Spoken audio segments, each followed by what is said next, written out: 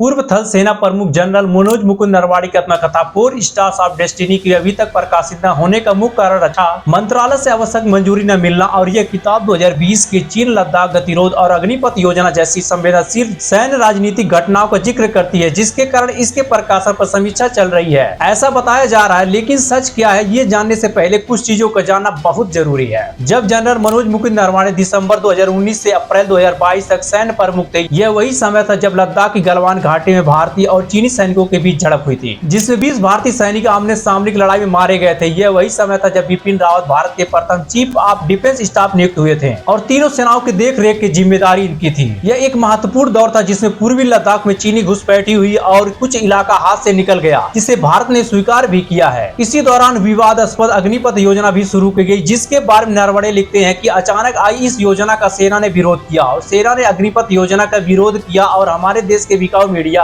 अग्निपथ योजना का लाभ बता रही थी। येल यूनिवर्सिटी में लेक्चरर और कारवा के काउंसलिंग एडिटर सुशांत सिंह खुद भी एक्स आर्मी है। उन्होंने अपना लेख नरवणे की किताब की टाइपिंग की हुई है, पांडुलिपि पर आधारित किया है। वह लिखते हैं यही वजह है कि नरवणे के संस्मरण पर यह लेख मायने रखता है। यह चीनी आक्रामकता उन फैसलों पर रोशनी डालता है जिनके कारण भारतीय लोगों की जान गई और इलाका गंवाना पड़ा। ऐसे समय में राजनीतिक जवाबदेही की परेशान करने वाली कमी को दिखाता है जब देश युद्ध के कगार पर था। सुशांत सिंह 31 अगस्त 2020 की रात 8:15 पर आर्मी चीफ को फोन आने के बाद जो कुछ हुआ उसके जिक्र से अपनी बात शुरू की। गलवान में हुई हाथापाई के 11 हफ्ते हो चुके थे। भारतीय और चीनी commander line of actual control पर डिसएंगेजमेंट बातचीत में लगे हुए थे। National security adviser Ajit Doval की अध्यक्षता वाले अनौपचारिक चाइना स्टडी ग्रुप की कई दौर की बैठक हो चुकी थी। नरवणे लिखते हैं कि इस बात पर सहमति हुई थी कि भारत को कुछ करना होगा। हालांकि उन्हें निर्देश मिला था जब तक ऊपर से मंजूरी न मिले चीनी सैनिकों पर गोली न चलाएं। सेना ने इस फैसले का विरोध किया था। गलवान की घटना को देखते हुए उकसाए जाने पर सेना की कार्रवाई करने की आजादी चाहिए थी।